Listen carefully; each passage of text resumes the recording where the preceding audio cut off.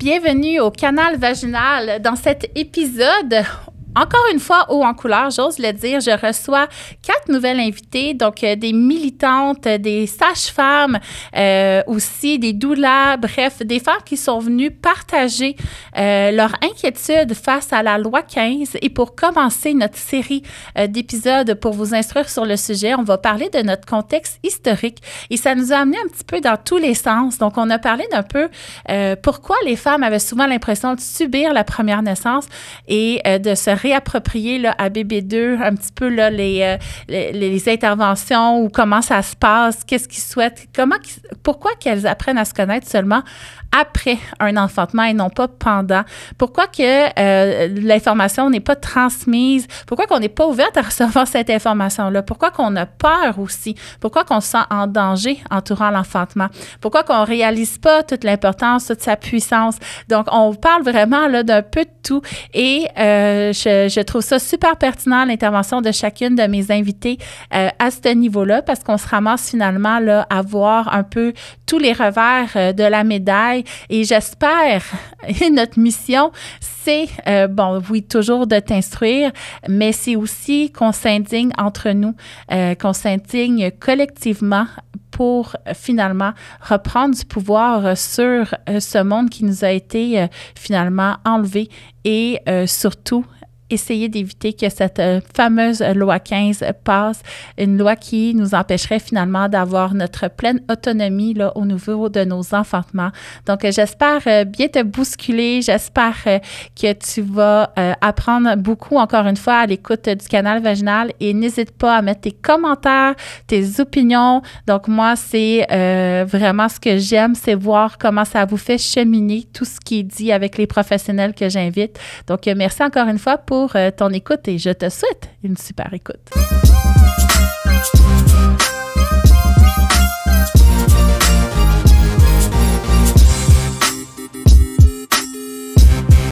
Allô les filles, bienvenue à ce combienième épisode, aucune idée, vous le savez pas plus que moi, mais mon adjointe est là pour vous le dire. Donc, bienvenue à cet épisode où j'ai invité par surprise, finalement, c'est l'actualité qui nous oblige à faire un petit wrap-up de femmes qui sont là pour militer concernant la loi 15. Et peut-être que tu ne sais pas de quoi je parle, mais cette loi-là concerne toutes les femmes qui enfantent et les femmes qui vont enfanter. Donc, c'est très important pour moi d'inviter du monde avec qui on peut en discuter pour démystifier un petit peu tout ça, mais aussi voir qu'est-ce que tu peux faire pour assurer finalement l'autonomie des femmes dans le temps. Donc, rien de moins. Et pour en parler, j'ai 4 invités avec moi aujourd'hui. J'aimerais ça, les filles, si vous étiez capables de vous présenter en quelques mots votre implication dans tout ça. Vous venez d'où? Pourquoi vous êtes là? Peut-être un petit 2 minutes chaque. Et l'épisode d'aujourd'hui, finalement, on va faire un contexte historique. Donc, pourquoi qu'en 2023, on doit se battre encore sur comment mettre au monde nos enfants, dans quelles conditions. Donc, c'est incroyable et l'histoire, on va voir qu'elle se répète. Donc, on va commencer par ce contexte-là qui est essentiel pour comprendre finalement là, notre engagement ensuite pour faire bouger les choses. Donc, je ne sais pas si tu veux commencer la première. Oui, alors je suis Sabrina Saed et je suis doula et coordonnatrice des communications et de la vie associative du mouvement pour l'autonomie dans l'enfantement. J'ai 2 enfants et j'ai été aussi aide natale pendant 4 ans, doula depuis 2017. Puis je suis complètement en ce moment dans la mobilisation pour le projet de loi 15 avec le mouvement pour l'autonomie dans l'enfantement et la coalition pour la pratique sage-femme.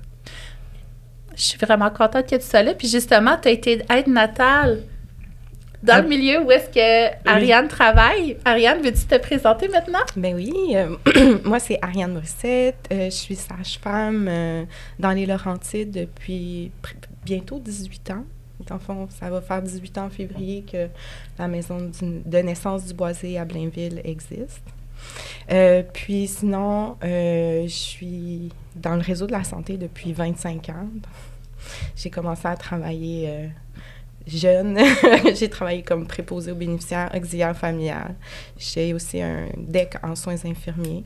J'ai travaillé pendant 5 ans au CHUM à Montréal. en mère-enfant. Donc, ça fait plus que 20 ans là, que je suis vraiment en périnatalité. Puis on s'entend que le métier de sage-femme, on s'en parlait, vu qu'on habite pas loin les deux, je l'ai amené jusqu'ici. Donc, on s'en parlait d'à quel point ça l'a changé avec le temps. Et on va consacrer un épisode complet pour démystifier le métier de sage-femme, justement, comment il a évolué dans le temps, où est-ce qu'il en est aujourd'hui. Je trouve ça hyper important, là, justement, que les femmes puissent avoir toutes leurs options avant de faire un choix. Donc, merci d'être là, Ariane. Est-ce que tu es prête à te présenter maintenant? Bien sûr. Bien, on t'écoute. Annick Bourbonnais, je suis doula depuis 10 ans. J'ai travaillé au préalable à Sainte-Justine comme agente administrative. J'ai fait les 2 dernières années là-bas au mère-enfant. C'est là que j'ai découvert l'accompagnement à la naissance. C'est là que j'ai eu mon premier enfant. Mais c'est aussi ce milieu-là qui m'avait un peu initiée à la périnatalité avant que j'engage une doula, que j'accouche avec elle, puis que là, tout à coup, un nouveau monde s'ouvre à moi. C'est pas mal ça, je te dirais, mon parcours rapidement. C'est super intéressant. Puis là, toi aussi, tu as ton podcast maintenant, donc... Ce n'est pas mon podcast, OK. C'est notre podcast parce que je le fais en collaboration avec Isabelle Chalut, puis que c'est pas du tout notre podcast à nous deux, c'est un podcast vraiment de communauté. On a voulu aller saisir dans le temps les récits de la naissance de la pratique sage-femme. Donc, le podcast s'appelle Sage-femme pionnière et ce sont que des entrevues des femmes qui ont créé la pratique sage-femme comme on la connaît aujourd'hui. C'est vraiment intéressant. Donc, j'imagine, en tout cas, je vous recommande, les filles, si jamais vous aimez un peu là, qu'est-ce qu'Ariane va nous apporter aujourd'hui, peut-être aller voir ensuite là, au niveau de ce podcast-là pour aller encore plus loin dans le vécu, l'expérience là, des sages-femmes au Québec. Ça va être super intéressant. Et, vas-y, on t'écoute maintenant. Oui, bonjour. Donc, moi, c'est Sarah Landry. Je suis la maman de 2 enfants. J'ai eu le plaisir d'être accompagnée par des sages-femmes. Mon conjoint et moi, on vient de familles où les sages-femmes ont été présentes dans nos histoires de naissance. Et, dans le fond, mes implications et ma vie professionnelle m'ont amenée il y a plusieurs années là, au mouvement pour l'autonomie dans l'enfantement que je co-coordonne actuellement. Puis c'est, dans le fond, à ce titre-là, parce que c'est le mouvement depuis 3 ans qui coordonne la Coalition pour la pratique sage-femme, qui est une coalition, dans le fond, qui regroupe à la fois les citoyennes et les sages-femmes et aussi des organismes qui appuient l'accès et le développement des services de sage-femme au Québec. Donc, la Coalition pour la pratique sage-femme existe depuis 1998 et a une quinzaine de membres là, d'associations nationales. Donc, je la coordonne, là, c'est ma 2e année. Donc, on a plongé dans le projet de loi 15 au printemps, malheureusement. Exactement. On avait beaucoup de projets pour travailler sur l'amélioration de la pratique sage-femme, puis là, on est en train de la défendre. Pour la préserver. Exactement. Et t'es entre autres, à l'origine de la revue que j'ai ici dans mes mains. Je ne sais pas si tu voulais nous en parler un petit peu. Puis ça, on s'en est parlé justement quand un nouvel épisode, voyons, je dis épisode, mais voyons, je cherche mon mot, un nouveau volume ressort, tu vas m'en parler pour que je puisse aviser ma communauté que c'est le cas. Est-ce que tu peux nous parler un petit peu de cet ouvrage-là? Qu'est-ce qu'il y a là-dedans? Oui, avec plaisir. Bien, dans le fond, avant, ça a été La Bulle flottante. Ça a été pendant de nombreuses années le Mamanzine. C'est le 2e numéro M-Zine. Donc, on vient de le sortir la semaine dernière. Il est tout nouveau. Il n'est pas encore en ligne, mais il sera dans les prochaines semaines. Donc, c'est la revue, le bulletin du Mouvement pour l'autonomie dans l'enfantement. Et il contient toujours des récits d'enfantement. Donc, il y a 5 femmes qui ont écrit leur récit de la naissance de un ou plusieurs enfants. Et cette année, le dossier spécial, c'est sur la défense collective des droits en périnatalité, l'indignation comme moteur de changement. Donc, on a à la fois des articles informatifs, des créations libres, des entrevues sur la thématique qui est assez large. Puis, on a aussi toujours un certain état de situation des services de sage-femme, entre autres avec les nouvelles des régions. Donc, chaque région où il y a un comité de parents ou un groupe de citoyens et citoyennes qui militent pour l'accès à des services de sage-femme, on a presque partout réalisé des entrevues lorsque c'était possible.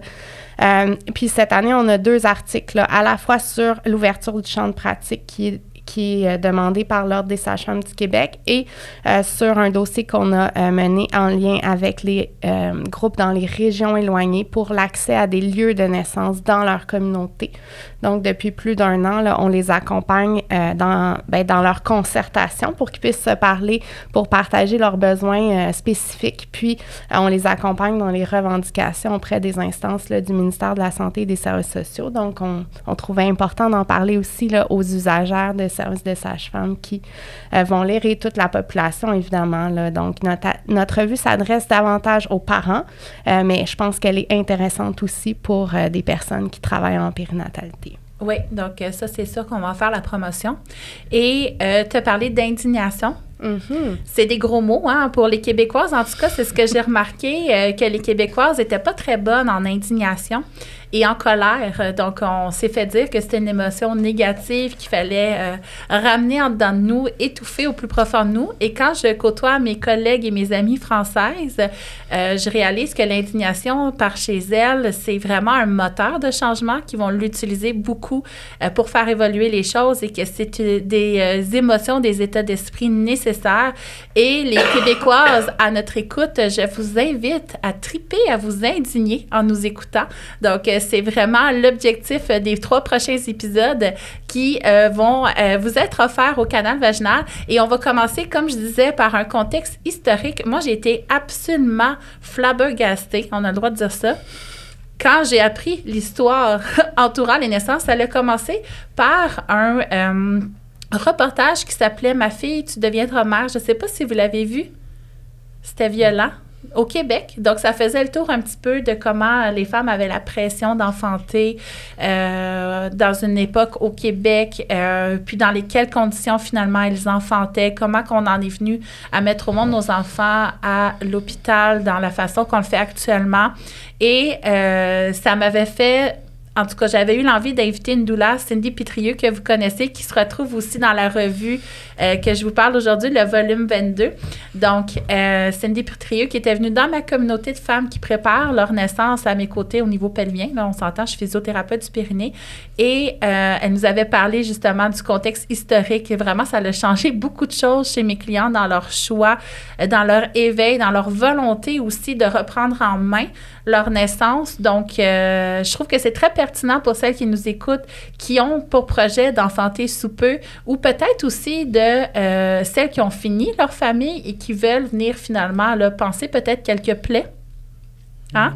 Je pense que ça peut contribuer à ça, de connaître que finalement, historiquement, on en est où est-ce qu'on en est aujourd'hui. Et là, je te vois avec ta ligne du temps. Oui! C'est quoi cette ligne-là? Elle commence en quelle année, là?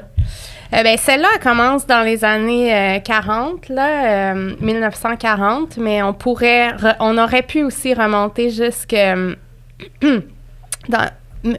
en 1867. 67, je suis pas sûre de l'année là, que je dis la bonne, mais dans le fond, on a parlé de ça dans le mémoire déposé par la Coalition pour la pratique sage-femme. Là, dans le fond, la première dans le fond, lorsque les fédérations médicales, qui ne s'appelaient pas des fédérations médicales à l'époque, ont commencé à vouloir régir davantage la pratique des sages-femmes au Québec, dans la Nouvelle-France de l'époque, il y a eu une diminution graduelle des accouchements avec sages-femmes. Puis dans le fond, notre ligne du temps, elle commence là dans... Oui, c'est ça, 1840. 1840 à 1960, c'est que, dans le fond, comme nous dit André Rivard, qui a écrit « Histoire de l'accouchement dans un Québec moderne », dans les années 50 au Québec, à peu près tous les accouchements se passaient à l'hôpital. Puis, dans le fond, c'est après ça, entre les années 50 puis les années 80, que tranquillement, il y a les femmes et certaines personnes qui étaient les sages-femmes pionnières ont commencé à revendiquer le retour de la pratique sage-femme au Québec. Fait que notre ligne du temps, c'était un petit peu pour montrer cette évolution-là, puis nommer certains grands jalons du mouvement d'humanisation des naissances, puisque notre revue parle de la défense collective des droits, mais on trouvait que c'était important de parler de ce mouvement-là qui qui est plus large, évidemment, que le mouvement pour l'autonomie dans l'enfantement. Puis, un des jalons importants, là, on pourra revenir à certains éléments, mais ça a été des colloques régionaux qui ont été organisés là, par l'Association pour la santé publique du Québec, la SPQ, entre 1979 et 1981. Ça s'appelait « Accoucher ou se faire accoucher ». Puis ça l'a mené à la fois à la Fondation de Naissance-Renaissance, qui a été un organisme qui a été vraiment un pilier dans les revendications des femmes et des sages-femmes pour la légalisation de la pratique, mais ça a été aussi vraiment dans le fond, des demandes, des recommandations de ces colloques-là, ça a été de légaliser la pratique sage-femme au Québec. Légaliser. Puis là, tu sais, on va peut-être commencer par mettre une petite base, parce que pourquoi qu'en 2023, on voudrait se battre sur comment on enfante? Parce qu'on a tu sais, collectivement, je pense qu'il y a la croyance qu'on est en sécurité, comme c'est présentement. Puis on en parlait, Ariane, puis moi, justement, en se rendant jusqu'ici, quand elle partage qu'elle est sage-femme, il y a tout le temps deux réactions. Hein? Soit que c'est « Wow, t'es le plus beau métier du monde, t'es bien chanceuse » ou « T'es un danger, hein? Tu mets en danger de mort tous ceux qui t'approchent. » Fait qu'on a vraiment deux extrêmes. Et moi-même, comme personne qui a enfanté 4 fois déjà, quand je parlais de mes intentions de mettre au monde avec sage-femme, à la maison ou toute seule, même un bout de temps, là, ça m'est passé par l'esprit. Souvent, la réaction, c'est beaucoup de la peur, donc beaucoup pourquoi. Et ça, bien, ça part quand même là d'une époque très misogyne, hein, où est-ce que les femmes, on les a considérées comme incompétentes à porter et mettre au monde leur enfant, sans l'aide d'un médecin, sans l'aide d'un homme, finalement. Donc, les femmes n'étaient pas capables, sans homme, de mettre au monde leur bébé. Donc, on part de là. Et c'est quoi les impacts qu'on a encore aujourd'hui par rapport à ça? Et il y en a vraiment beaucoup. Et là, je sais que c'est dur parce qu'on se dit, hey, on fait tout du mieux qu'on peut. Puis, tu sais, autant mes clientes que les professionnels de la santé qui m'écoutent, on fait vraiment du mieux qu'on peut. Puis j'ai envie de vous parler d'une histoire de mammographie avant qu'on continue, parce que là, je t'ai vu que ça t'a amené à quelque part. Hein? Je vais juste parler de ma mammographie. Tu me laisses-tu? Bien sûr. Cette année, sur les réseaux sociaux, j'ai repartagé une vidéo d'un médecin qui disait « Hey, moi, à mon hôpital, les mammographies, c'est super cool. Les femmes se couchent sur le ventre, puis tu sais, leurs seins tombent comme dans un trou sur une plaque. Puis, il y a la gravité, fait que les seins s'aplatissent avec la gravité, puis il y a une imagerie qui est faite en quelques secondes, puis après ça, ils ont les résultats immédiatement. Puis là, j'étais, OK, wow, tu sais, on n'a plus besoin d'attendre, on se fait plus écraser. Tu sais, moi, j'imagine un gars se faire écraser les couilles pour, tu sais, à chaque année, vérifier s'il y a le cancer des couilles. Je dis couilles, là, parce que là, je suis fâchée, mais se faire écraser les couilles tous les ans, tu sais, ils tomberaient dans les pommes, puis nous, il faut qu'on se fasse faire ça. Fait que j'étais super contente. Puis là, les gens m'écrivaient, ils disaient « Oh, wow, enfin, un test non douloureux. Moi, j'ai tellement peur d'y retourner. J'ai tellement pas aimé ça la première fois. Où j'ai eu mon cancer, ça a tellement été long avant d'avoir mon diagnostic. Pourquoi je l'ai pas eu plus vite? » Bref, c'était vraiment un mouvement de « enfin », tu sais, vraiment. Et il y a eu plusieurs techniciens en imagerie médicale, médecins, infirmières, qui sont venus écrire en dessous. Tu sais, c'est un test qui est de courte durée quand même, qui est reconnu, soutenu scientifiquement. Puis bref, pour dire, hey, on fait une méchante bonne job, tu sais. Puis là, j'ai pas encore répondu. Puis ça fait plusieurs mois parce qu'il a fallu que je le digère, tout ça. Je me disais, d'un côté, tu as une centaine de commentaires de femmes qui sont contentes qu'il y ait un nouveau test. Puis de l'autre côté, l'équipe d'imagerie qui se dit, non, moi, je défends mon processus, mais on voit que la société n'est pas satisfaite. Et bien, ils se tapaient dans le dos en se disant, on fait une bonne job, on fait une bonne job. Puis là, c'est là, gang, que je veux qu'on se pose la question. C'est pas parce qu'on fait de notre mieux puis qu'on est convaincu, finalement, de faire le bon. Puis si on voit que la société est insatisfaite, ben, il faut quand même avoir l'inconfort de remettre en question nos pratiques. Et de nos jours, ben, ça, on le voit beaucoup, qu'il y a plusieurs choses qui sont faites sans nécessairement avoir un consentement éclairé. Puis ça, j'aimerais ça qu'on aille vers ça. Comment on a pu en arriver là? Puis que finalement, tu sais, actuellement, on a l'impression d'être un bon spot pour mettre au monde. On est donc bien chanceux d'être tout ce qu'on est, mais comment qu'on peut remettre en question cette culture-là? Puis là, je t'ai vu écrire. Oui. Là, j'ai fini ma mammographie. Bien, en fait, c'est parce que dans l'histoire du Québec particulièrement, tu parlais de ton documentaire, les femmes n'étaient pas si tant puissantes dans leur enfantement avant l'histoire de la médicalisation de la naissance parce que c'était la volonté ou la grâce de Dieu qui précédait tout, en fait. Si ça se passait bien, c'était la grâce, puis si ça se passait mal, bien, c'était sa volonté. Puis les femmes étaient soumises quand même à une autorité suprême.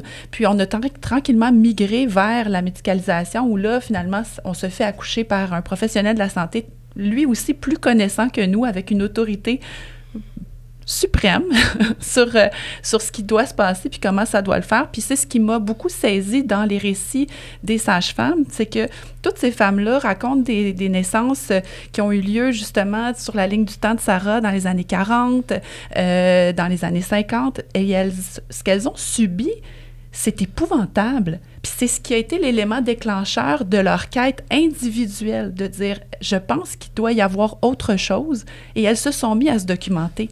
C'est fascinant parce que, et ça repose sur un article de Frédéric Leboyer dans Châtelaine, qu'elles ont pratiquement toutes lu, chacune dans leur petit coin du Québec, qui a allumé chez elles ou qui a répondu à une aspiration de se dire il y a sûrement quelque chose de plus, ça se peut pas que ce soit comme ça que ça doit se passer. Puis tranquillement, elles ont entamé une démarche d'auto-formation, de se documenter, puis tranquillement, elles ont su qu'elles n'étaient pas seules, que d'autres femmes ailleurs commençaient aussi à se poser des questions, puis à se rassembler. Puis c'est là, tranquillement, qu'un mouvement s'est construit, mais ça part d'un hasard, mais ça part surtout de l'indignation des femmes. Oui, c'est important. Et je ne sais pas, si on veut indigner les gens, est-ce qu'il y en a une de vous qui est à l'aise de parler des naissances Twilight? Y en a-t-il une de vous qui a envie d'en parler? Vous savez pas? Non. Mais qu'est-ce qu'une naissance Twilight, Mélanie? Ben non. C'est pas sérieuse, une naissance à la belle étoile? Ben non, ben c'est Rebecca Bergeron, l'acupunctrice doula là, que tout le monde aime. Vous la connaissez pas non plus? Oui, je la connais. Ben merci, Annick. Ben oui, mais là, les naissances Twilight, ça me dit pas plus quelque chose. Ben, raconte-nous. Ben écoute, ça partait d'un mouvement européen où est-ce que finalement, on droguait les femmes qui enfantaient pour les mettre KO. Ah, OK, qui à la poussée, il faisait anesthésie générale. Ben, le travail aussi. Ah oui. Le travail se faisait sur ma médication. grand-mère. Ben ma grand-mère aussi, puis la grand-mère à mon chum aussi. Donc, je vous en parle, OK? Écoutez mon histoire. Que tu me disais, le Twilight, c'est actuel. Oui, moi aussi. Ah, ben non! Il n'y a pas une histoire de loup-garou, puis de... Ben, là, ça sonnait... Je peux essayer de mettre un loup-garou dans le milieu, puis de vampire, puis tout ça. Là, ben, moi, Twilight... À la coupe, ça s'en vient. Oui, c'est ça. Je vais t'en parler, OK? Parce qu'effectivement, on devient des loups-garous sur cette drogue-là, puis que je me rappelle plus du tout du nom, puis je suis vraiment pas bonne en nom, je suis vraiment désolée. Mais c'est ça. Fait qu'on allait droguer, finalement, les femmes pour qu'elles mettent au monde de façon inconsciente. Mais pendant la naissance, on se ramassait à être en panique, se frapper, crier. Puis c'était tellement dangereux, finalement, qu'on contentionnait les femmes qui étaient en train d'enfanter, puis on les laissait seules. Donc, elles vivaient vraiment un grand traumatisme qu'elles vivaient en dedans d'elles, mais qu'elles ne se rappelaient plus une fois leur réveil. Et une fois que bébé sortait, bien, c'est là, hein, tu sais, quand on voit les bébés, la tête en bas par les pieds comme des poissons se faire taper, c'est que la médication était tellement puissante, tellement forte que les bébés n'étaient pas du tout réactifs. Donc, on les frappait pour... puis on le voit encore aujourd'hui. Moi, j'aime ça, repartager des mises au monde. Je trouve ça tellement beau. L'amour, on voit l'ocytocine à travers nos écrans. Fait que moi, mes stories, c'est souvent des femmes qui, tu sais, qu'on voit sortir leur bébé, puis là, je pleure à chaque fois, puis je me dis pourquoi j'ai fini ma famille. Mais j'adore faire ça. Je peux te le dire, moi. Ouais, à chaque fois, rappelle-moi pourquoi, OK? Je t'en supplie. Et c'est ça, tout ce bain d'ocytocine-là, mais les femmes ne le vivaient pas et parce qu'elles étaient inconscientes finalement. Donc, l'ocytocine qui est nécessaire pour s'attacher à bébé et partir l'allaitement ne l'avait pas du tout. Fait que là, les biberons, hein, une chance qu'on les avait.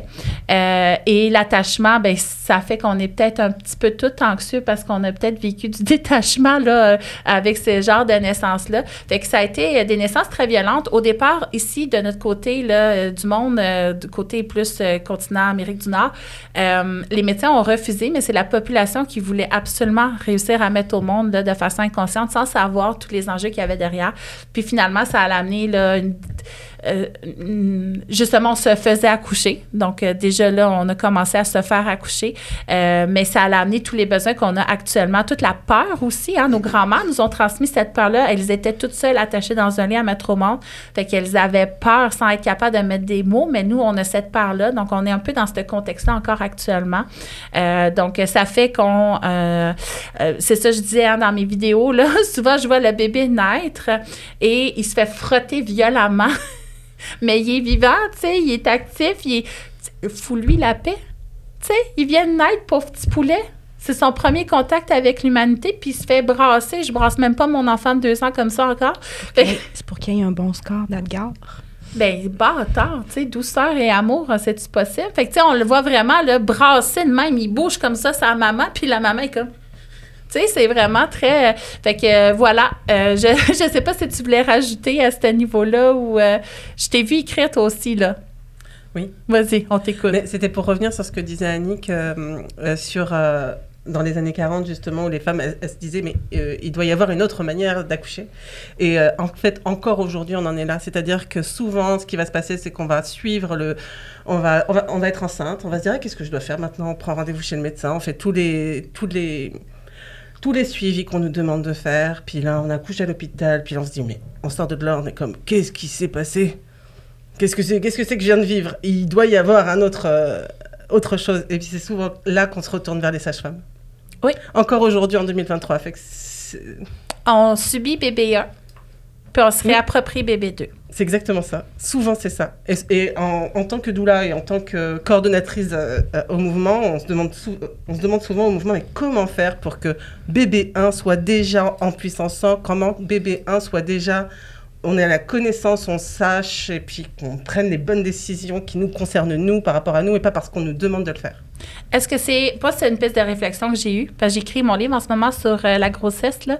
C'est une piste de réflexion que j'ai eue. Est-ce que vous l'avez eue, vous? Est-ce que vous avez une idée de pourquoi quand bébé 1? Moi, j'ai des théories, mais est-ce que vous en avez aussi? On a toutes des théories. Bien, dites vos théories. On va parler de nos théories. Pourquoi qu'à bébé 1, les femmes ne se sentent pas concernées par l'importance de remettre en question peut-être ou de le vivre à leur façon? Moi, je peux pas répondre à ta question. Je faisais mes études de sage-femme quand je suis tombée enceinte de bébé 1. C'était mon projet de fin de bac. Mais tu dois le voir avec ta clientèle. Moi, ce que j'ai eu beaucoup de mes amis, mettons, pourquoi tu fais pas un suivi sage-femme, mettons? Ben, ils me disaient, ben je vais commencer par un suivi médical. Puis si ça va bien, je vais aller avec une sage-femme. Moi, j'étais comme, ben, tu devrais commencer par un suivi sage-femme. Puis là, si ça va vraiment mal, tu iras voir un médecin, tu sais. Mais il y a cette espèce de, comme, croyance populaire ou sentiment de sécurité ou de lavage de cerveau communautaire et qu'on est donc mieux, puis que les médecins vont donc faire une bonne job. Mais à un premier bébé, là, si tu veux vraiment, comme, avoir des réponses à tes questions, puis de la validation sur qu'est-ce que tu vis, tu sais, dans ton corps, dans ton âme, dans ton cœur, me semble, ben c'est ça, je prêche pour ma paroisse, mais il me semble qu'avec une sage-femme, c'est là que tu as l'espace, puis tu as l'information, tu sais. C'est pour ça que moi, je suis allée sage-femme dès bébé 1. Ben, je dis pas que c'est généralisé comme ça, mais moi, ce que j'avais vécu à mon premier rendez-vous médical, ben, on me dit, va dans ce cas-là, enlève tes culottes. Je t'en jette. Fait qu'enlève tes culottes, c'était l'été. Puis il y a quelqu'un qui est rentré, qui a fouillé dans mon vagin. J'ai saigné, j'ai eu mal. Il est reparti. C'était qui, ça? Qu'est-ce qui vient de se passer? Puis j'imagine c'est pas comme ça partout, là, mais moi, c'est ce que j'ai vécu. Puis après ça, moi, j'étais vraiment en réelle détresse parce que je suis quelqu'un d'hyperactif qui est tout le temps en train de bouger. Puis là, je me reconnaissais plus. J'étais vraiment dans un état de dépression. Moi, je fais des dépressions enceintes, puis j'ai besoin de soutien parce que je me ramasse vraiment en danger là, pour ma vie. Là. Fait que je fais des grosses dépressions. Puis la médecin devant moi m'avait dit, mais là, il va falloir que tu te fasses, tu vas être maman bientôt. Fait que moi, ça m'avait tellement invalidée, ça a été tellement violent, j'ai fait, OK, ça fonctionne pas. Puis c'est pour ça que je suis allée vers les sages-femmes finalement, parce qu'on avait des rendez-vous d'1 heure. Puis j'ai pu parler de mon mal-être et là, j'étais supportée, soutenue, puis on avait le temps finalement là, d'en parler. Toi aussi, tu voulais donner ta théorie sur pourquoi qu'au premier bébé, on va subir.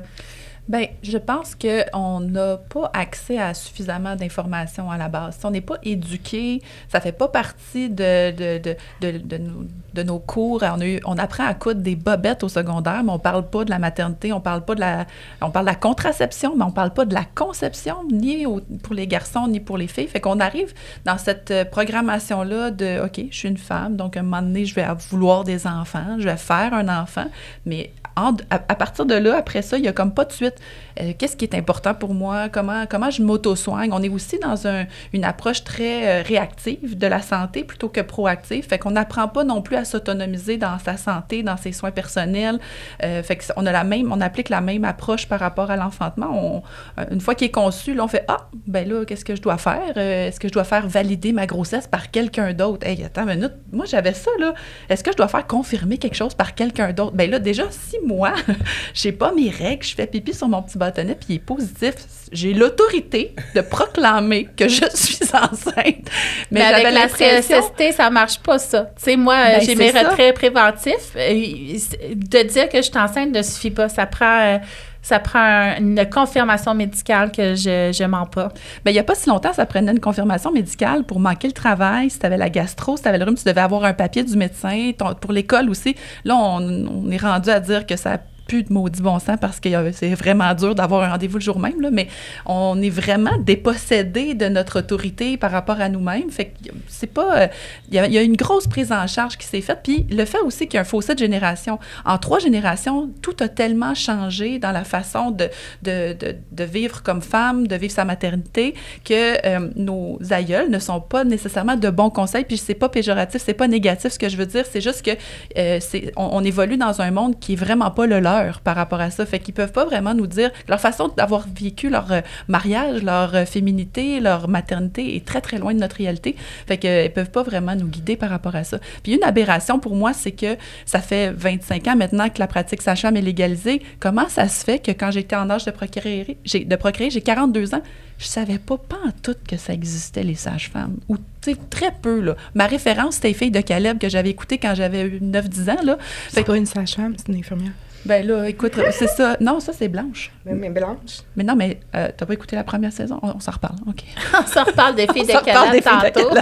À la pause. C'est une aberration qu'en 25 ans, il n'y ait pas eu une évolution. Comment ça se fait que ça ne s'est pas transmis, ça? Il y a eu toute une génération qui s'est soulevée pour mettre au monde cette pratique-là, pour la rendre accessible, gratuite, couverte par la RAMQ. Puis moi, j'arrive en âge de procréer, puis je sais pas en tout que ça existe. Je sais pas que c'est aussi sécuritaire que...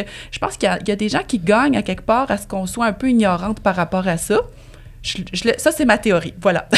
Bien, tu vois, je vais juste rebondir sur ce que tu dis, puis je vais venir voir de votre côté tout de suite après, les filles, parce que moi, comment je l'ai vécu comme mère, OK? Parce que là, vous avez un peu tous les revers là, en étant dans le, tu sais, directement. Moi, je vais le vivre comme mère. Moi, ce que je dirais, c'est que... tu sais, le suivi, je trouve qu'il est beaucoup axé sur les risques et les dangers.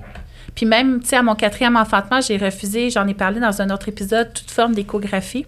Parce que pour moi, c'était un signe de contrôle de mes naissances. Donc, on me menaçait de me provoquer, mes bébés étaient trop gros. Fait il y a beaucoup de dangers. Puis aussi, on demande aux femmes, en tout cas, ça, c'est mon opinion, d'agir comme si elles n'étaient pas en train d'être transformées. Parce qu'on est transformé, tu sais, physiquement, mais on est transformé comme humaine aussi quand on vit la maternité. Puis on leur demande de rester productives, que ça apparaisse pas au niveau du travail, dans les loisirs. Donc, moi, c'est la pression que je ressentais. Tu sais, là, je parle de mon vécu personnel. Donc, vraiment, cette pression-là de faire comme si j'étais pas en train de vivre une transformation, je trouve que ça l'invalidait beaucoup. Mais, tu sais, en dedans, je sentais beaucoup d'incohérence. Je trouvais qu'il était invalidé, finalement, qu'il n'était pas soutenu. Je sentais pas qu'autour de moi, on me disait « Hey, c'est normal, tu es en train de faire un humain. C'est normal qu'à soir, tu te couches à 8 heures. » Tu sais, je sentais pas cette compréhension-là. Fait que je me suis tout simplement désappropriée. J'ai mis dans les mains des professionnels cette naissance-là parce que je comprenais même pas ce qui était en train de m'arriver. Fait que je me suis dit, hey, dans cette anxiété-là de perte de contrôle, que je comprends pas ce qui m'arrive parce que je sais même pas que je me transforme. On me l'a jamais dit que je me transformais. Fait que dans toute cette anxiété-là, finalement, je me suis dit, hey, ce qui me réconforte, c'est de mettre la naissance dans les mains de quelqu'un d'autre, mes suivis, les questionnements dans les mains de quelqu'un d'autre. Fait que je me suis ramassée finalement, même si j'étais avec sage-femme, à pas nécessairement être maître de ma naissance parce que j'ai volontairement mis dans les mains de d'autres cette responsabilité-là. Fait que je pense qu'il y a une responsabilité qu'on doit apprendre aussi. Puis juste de savoir qu'on se transforme. Puis justement, je pense que fut un temps, on se transmettait ça de femme en femme, puis ça s'est perdu dans le temps à cause de notre histoire puis de notre société qui était très misogyne. Ça s'est perdu, ce transfert de connaissances-là. Puis là, on se ramasse dans une ère où est-ce qu'on est un peu comme, on découvre, on est un peu toute seule là-dedans. Puis c'est reconnu aussi, là, je me tourne vers vous, scientifiquement, à quel point les doulas vont être aidantes, vont réduire le taux d'épidurale, le taux de césarienne, parce qu'ils vont aider les femmes justement à réaliser, valider, prendre des décisions, se réapproprier, se responsabiliser. Fait qu'ils vont être là pour soutenir le processus vers la naissance, mais aussi le postnatal. Fait que ça, tu sais, les filles qui nous écoutent, je pense qu'une doula, c'est un beau premier pas pour la transmission des connaissances de femme en femme. Je pense que c'est un beau premier pas à faire. Puis peut-être que tu es à ton premier, puis tu te dis, ben non, tout va bien aller. Mais je pense que ça vaut vraiment la peine là, d'aller vers ça. Puis là, c'est ça, je te vois pas mal écrire. Là, j'ai vu que tu avais écrit. Là, je vois que tu écris aussi. C'est notre code pour dire je veux parler la prochaine. J'ai écrit à elle. Ah, ça, c'était privé entre vous deux. Là, c'était les filles de Caleb, c'est ça? Non, elle disait, elle dit, il y a sûrement quelqu'un quelque part qui gagne. À ce qu'on soit pas suivi par des sages-femmes ou qu'on connaisse pas les sages-femmes. Puis j'ai dit, ben oui, les médecins. Les médecins. Mais qu'est-ce qui gagne? Mais tu veux vraiment parler de... Je connais pas toutes les rémunérations, mais c'est sûr que... financièrement, un suivi de grossesse, je pense que chaque rendez-vous, c'est un montant. Je ne vais pas m'avancer sur les montants parce que je suis ignorante, là, mais chaque rendez-vous, c'est un montant. Puis à l'accouchement, l'acte d'accoucher, parce que c'est écrit comme ça dans la loi, c'est un montant. Puis après ça, chaque intervention est un montant. Donc, s'il met du Sainto, c'est un montant. Si tu as déchiré, recours, c'est un montant. Si le bébé a besoin de réanimation, c'est un montant. Toi, on ferait de l'argent avec toi en masse parce que tous tes bébés sont en haut de 4 kilos, c'est un montant. Si en bas de tant de kilos, c'est un montant. Fait que c'est la rémunération à l'acte des médecins. Fait que c'est sûr que l'arrivée médicale des sages-femmes dans le réseau de la santé en 1999, ça leur a enlevé de la clientèle, donc des sources de revenus. Mais ils sont débordés. Oui, je sais, mais je veux dire, si tu fais 50$ par rendez-vous, tu en enfiles, je sais pas moi, 6 en 1 heure, ben... Je pense que c'est une posture de base, tu sais, ça a été construit comme ça. Oui. Parce que quand la médecine est arrivée pour s'approprier les naissances, ça restait un commerce, tu sais, il y avait une entreprise, le médecin on n'était pas dans un contexte de RAMQ, puis pour nous qui voyons pas la facture... Comme les différent. Américaines, parce que les autres, ils voient le détail de leur facture, puis au bout du compte, ils ont 20 000 à donner après que leur assureur en ait donné 30 000. Là. Fait qu'eux autres le voient, chaque acte, l'argent qui a été... Fait qu'il y aurait un intérêt financier. Mais si on regarde l'OMS, mettons les recommandations, parce que moi, je suis allée les lire, là, tu sais, dans le fond, les médecins doivent se baser là-dessus quand même pour prendre des décisions. Mais c'est ça qui est fascinant, c'est que les recommandations puis les pratiques, c'est vraiment des choses qui sont pas toujours alignées. Puis c'est ça qui est problématique, en fait. Puis on peut tous se questionner là-dessus puis se dire comment ça se fait. Si l'OMS recommande la présence d'une personne extérieure qui fait pas partie du corps médical, l'OMS recommande un taux de césarienne de ça, l'OMS recommande... Puis on n'est pas du tout dans les pratiques alignées là-dessus. Nos statistiques, ils disent pas ça. Ils vont pas... on n'est même pas en train de s'en inspirer, là. Fait que, comment ça se fait? Pourquoi? Mais si les médecins... C'est plus les lignes directrices comme, mettons, la SOGC, la Société canadienne d'obstétrique et de gynécologie, ou, tu sais, c'est plus les lignes directrices des associations médicales qui font office de mode de pratique que les recommandations de l'OMS. Parce que, tu sais, on s'entend... Quand un médecin décide, hey, moi, je vais être obstétricienne ou gynéco, tu sais, à la base, c'est parce qu'il doit aimer ça, ce monde-là. On le souhaite. Puis c'est, tu sais, dans le fond, s'ils font ça, c'est pas... Parce que effectivement, tu sais, il y a peut-être... Mais c'est comme n'importe quoi, tu sais, il y a des exceptions. Tu sais, moi, j'en entends des histoires tous les jours. C'est ma clientèle, là, les femmes qui mettent au monde. Fait que j'en entends tous les jours des histoires particulières. Mais à la base, c'est par passion, par amour. Tu sais, moi, si je demande à mes clientes médecins en obstétrique ou infirmières en obstétrique, ils trippent toutes, tu sais, à faire ce qu'ils font. C'est pour ça que l'individu puis le système, c'est deux choses complètement différentes. OK. Pour moi, les individus arrivent dans le métier par passion, par intérêt. Je suis convaincue de ça. Je les ai vus travailler, je les vois travailler. C'est évident pour moi. Mais la culture, l'entité, le système de la façon qu'il est construit, lui, il n'est pas là pour raisonner puis faire du cas par cas. On crée des lignes directrices, puis tout le monde doit se plier à ces lignes directrices-là. C'est la réalité aussi des infirmières qui se retrouvent entre les patients puis les patrons, qui doivent essayer de concilier deux univers qui ne sont pas tout à fait reliés. Tu sais, tout le monde essaie de vivre son humanité puis sa bienveillance puis sa volonté de support dans un système qui n'est pas construit comme ça. Puis ça fait violence autant aux patients, aux patientes qu'au personnel. Tout le monde est essoufflé de ça, de devoir être dans une procédure rigide alors qu'il n'y a personne qui est confortable autour de la table parce qu'on a dépossédé l'autonomie de chacun. Puis c'est ce qui est arrivé avec Ariane, mon dernier suivi de grossesse. Moi, je l'avais vécu, tu sais, avec Ariane. C'est ma sage-femme. Grande nouvelle! Ma sage-femme, à moi! Fait que je l'ai vécu avec Ariane puis là, tu sais, on en parle, mais j'ai été hyper confrontante pour toi. Parce que moi, j'étais en train de préparer une naissance autonome, vu que j'habitais trop loin de la maison des naissances, c'était pas une option pour moi de faire la route. J'accouche, tu sais, rapidement quand même. Fait que bref, pour plein de raisons, je voulais mettre au monde mon enfant seul. Puis quand j'étais arrivée dans le bureau, t'avais ta liste de crochets.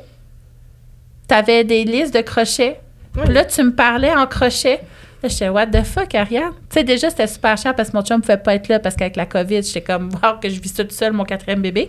Mais là, on était dans les crochets. Puis je me suis sentie comme un numéro, puis je te l'ai dit. Puis là, j'ai dit, ben si ça ne change pas, je vais arrêter mon suivi, tu sais, je veux juste pas en avoir. Puis là, tu as dit, tu sais quoi, Mel? Tu as mis le dossier là, qu'est-ce que tu as de besoin? Puis là, tu t'es ajusté à moi. Parce que la réalité de sage-femme en 2022, 2023, c'est toujours un espèce de petit équilibre entre être vraiment là pour la femme, mais aussi, il y a du médico-légal, malheureusement. Puis, lister mes crochets ou m'assurer que, genre, j'accepte tous tes refus. Il y en avait quelques-uns. Faut que mon pendant d'accepter ton refus, c'est que faut que j'ai comme une preuve que je t'ai donné l'information. Tu sais, que tu me dis pas non pour le plaisir de dire non. Tu sais. Fait que c'est sûr que c'est plate, tu sais, comme... oui, mais tu comprends que je t'ai dit ça, je t'ai dit ça, je t'ai dit ça. Fait que ça, c'est un petit côté médico-légal. Qui va pas dans le sens du consentement qu'on enseigne à nos enfants. Tu sais, à nos enfants, un non, c'est une réponse, une phrase qui commence et qui finit. Tu sais, c'est non. Fait que c'est déjà, tu sais, je l'avais vécu par rapport à ça. Puis, ce que j'aimerais, tu sais, pour cet épisode-là, parce que je veux qu'on revienne à l'histoire, là, on décroche un peu. C'est de même, mon podcast. C'est parce que je prends pas mon Concerta, qui est essentiel à mon bon fonctionnement. J'allais... Fait que ça ressemble à Coq à l'âne, voilà. C'est 3 épisodes de Coq à l'âne, mais les filles qui me suivent sont habituées. Là, ce que je veux dire, c'est... Qu'est-ce que j'allais dire, Harry? Ah oui, concrètement, qu'est-ce que ça fait aux clientes d'être justement dans un système? Qu'est-ce qui pourrait leur être imposé sans qu'elles le sachent ou qu'elles s'en rendent compte, puis qu'elles s'en rendent compte plus tard dans le temps? Hey, ça, finalement, je le voulais pas tant, cette affaire-là. Est-ce qu'il y en a une de vous? Moi, j'en ai un exemple. Vas-y, je t'écoute. Tantôt, tu parlais des échographies, puis ton cheminement, j'imagine, entre les différentes grossesses, tu sais, mais... Moi, j'ai eu un premier bébé petit qui n'avait pas été détecté quand on mesurait mon ventre. Alors, au 2e bébé, ben là, c'était comme, ça prend un écho de 3e trimestre. Puis, malheureusement, ces discussions-là, la première fois que je les ai eues, je les ai pas eues avec ma sage-femme avec qui j'avais commencé à créer un lien de confiance. Fait que moi, j'avais parlé à des étudiants de sage-femme, j'avais lu plusieurs études sur ça va-tu me donner une info valide ou pas de faire cette échographie-là que j'ai pas envie de faire. Puis là, je suis arrivée avec une sage-femme qui était pas dans une posture d'écoute, qui avait pas le goût de regarder mes articles, qui m'a dit, si je vais pas, le conseil des sages-femmes pourrait décider de pas te suivre dans une grossesse à domicile si tu fais pas ce test-là. Fait que là, je suis sortie du bureau complètement bouleversée, tu sais. Puis après ça, là, j'ai pu rediscuter avec ma sage-femme. J'ai pu prendre une décision éclairée, mais pour moi, cette décision-là, elle était quand même comme, OK, est-ce que je suis prête à vivre ce refus-là d'un accouchement à domicile si j'ai pas fait cette échographie-là? Parce que ma sage-femme était un petit peu... Ben, en tout cas, moi, j'avais l'impression d'être écoutée, donc je me sentais déjà mieux de prendre la décision avec elle qu'avec la première sage-femme avec qui j'avais pas créé de lien. Mais il reste que j'étais consciente que si j'exerçais mon droit de refus puis que ma hauteur utérine ne bougeait pas comme je voulais plus tard, ben ça serait compliqué, tu sais, avec cette équipe-là, finalement. Fait que... je me souviens plus, on était parti d'où, mais dans le fond, c'est ça, le médico-légal. Le besoin des femmes, là. Donc, c'est ça. La sage-femme elle était dans son médico-légal parce que petit bébé égale à retard de croissance, égale à plus de complications, égale à ci, à ça, tu sais. Fait que, ben voilà, tu sais, c'est toujours cette espèce de décision-là, tu sais, puis... qui amène un esprit de danger. Ben, qui enlève la confiance, puis on donne encore plus de pouvoir après. Fait qu'on subit plus. Il entretient le milieu de danger, la peur. Puis la pression sur les sages-femmes, elle est énorme parce qu'elles n'ont pas le droit à l'erreur. Ouais. Ça va faire la une des journaux. Là, c'est vrai. Alors, on a vraiment un double standard rien que là-dessus.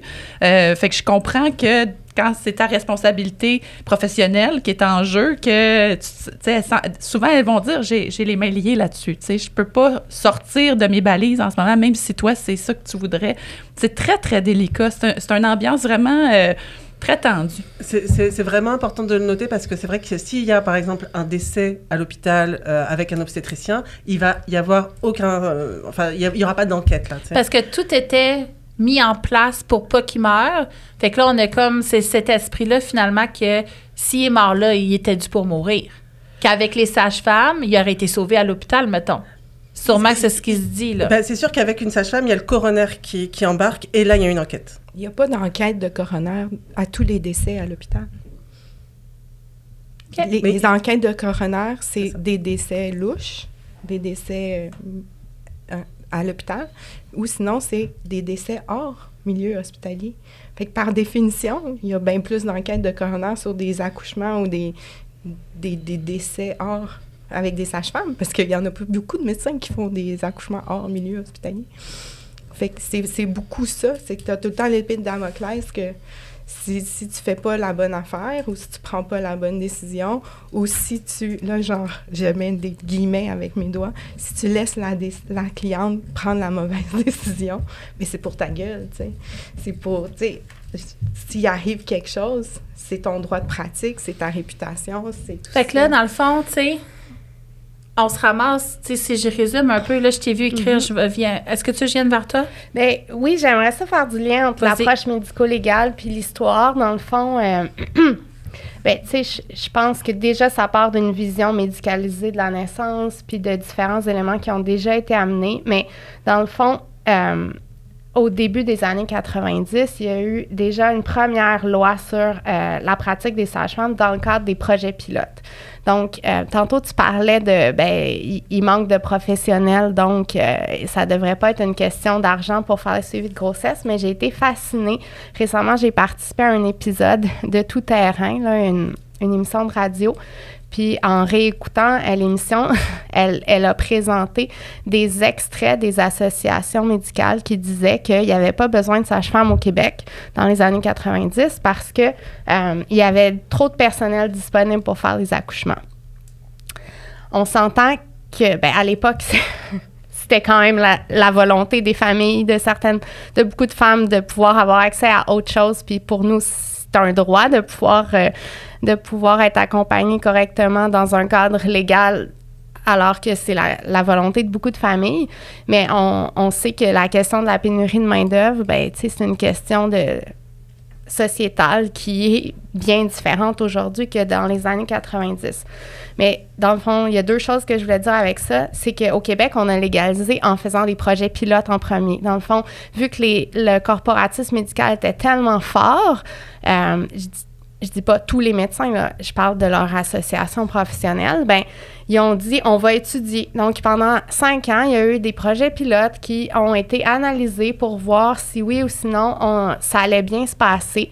Et finalement, c'est à l'aboutissement de ces projets pilotes qui se sont très bien passés qu'il y a eu l'adoption en 1999 de la loi sur les sages-femmes où là, la pratique a été légalisée. Mais sans accouchement à domicile parce que il n'y avait pas eu d'entente là-dessus. Donc, ça l'a pris jusqu'à 2004.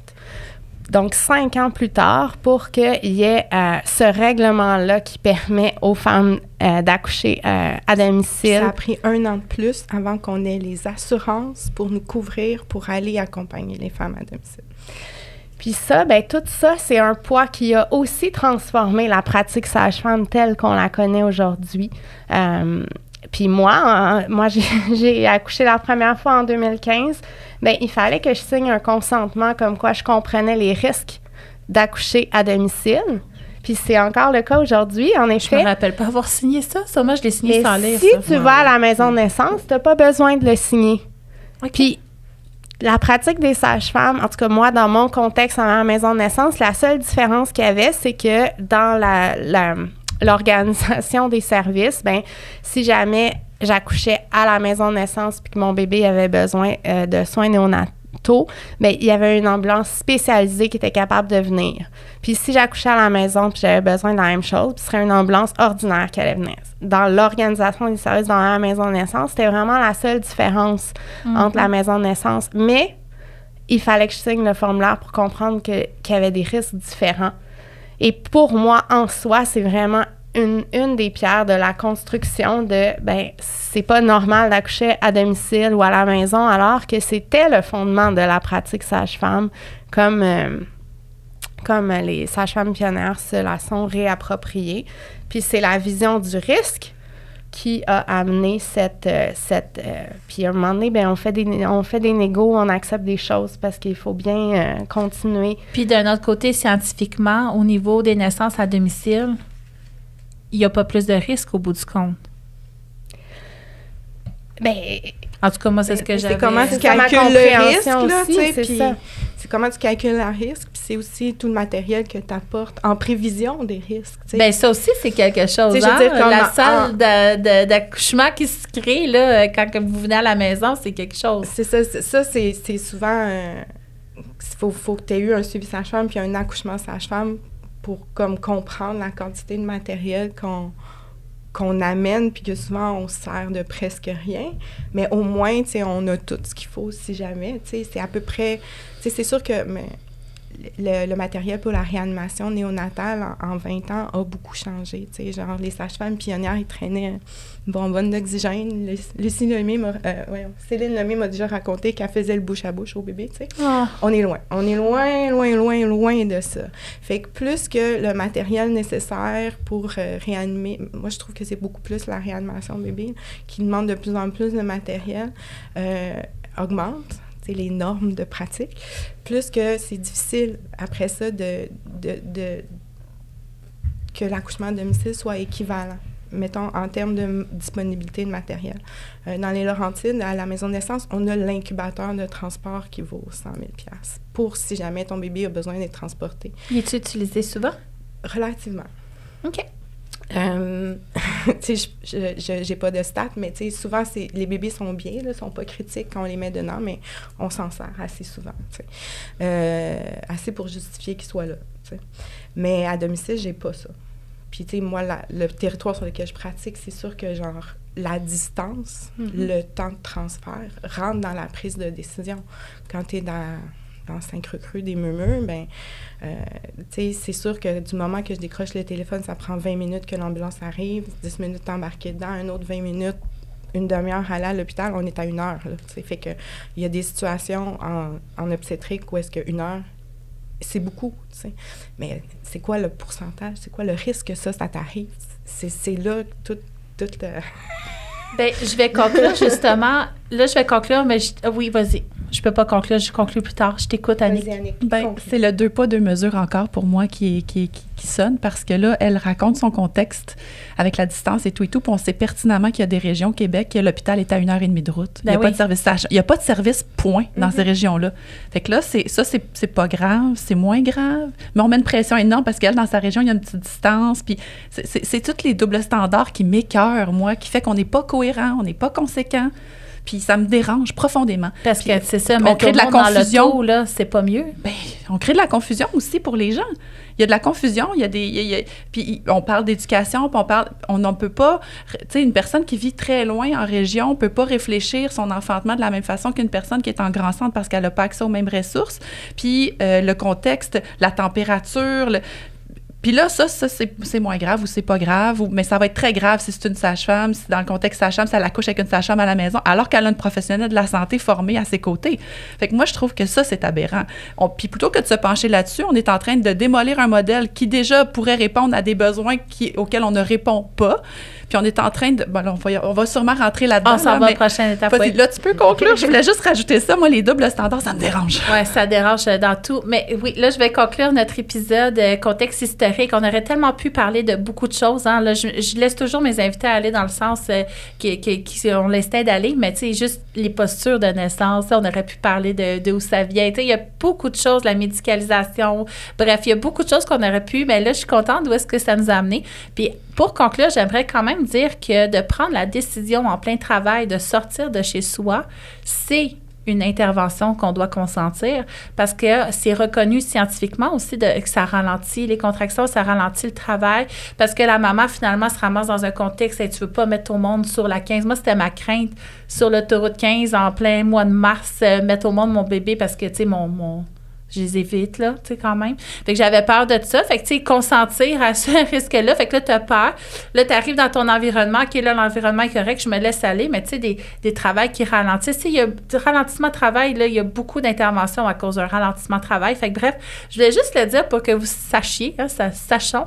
Mais on conclut cet épisode-là dans le contexte historique. Il y a effectivement une brisure qui s'est faite dans les transmissions d'informations de génération en génération. Je pense qu'on est une génération qui est un peu perdue là-dedans, puis on essaie de trouver un peu, peut-être que tu ne vois pas l'intérêt nécessairement de trouver justement ce pouvoir-là qui est en toi. Je pense qu'effectivement, on a besoin de valider que c'est une transformation, c'est important, c'est un enjeu, qu'on n'a pas beaucoup d'informations, on a plus de la peur qui nous est transmise, mais comment se le réapproprier. Je pense que c'est toutes des pistes de réflexion super intéressantes et j'espère que ça fait quand même... Ça te parle en dedans de toi, t'es peut-être un petit peu chamboulé, tu te dis « OK, j'avais pas pensé à ça, je le vois, peut-être tu le rejettes, peut-être t'es pas prête, mais ça va continuer à germer en dedans de toi. » Mais au bout du compte, l'important, c'est quoi? C'est que nos enfantements, finalement, ben c'est nous qui les vivons. Il faut avoir l'espace de les vivre à nos couleurs en fonction d'où est-ce qu'on en est dans notre grande transformation et de se faire enlever cette possibilité-là, ben c'est une violence en soi. Donc, c'est comme ça que j'ai envie de conclure parce que c'est indignation, notre mot, hein? Fait que indignons-nous les filles. Merci d'avoir écouté.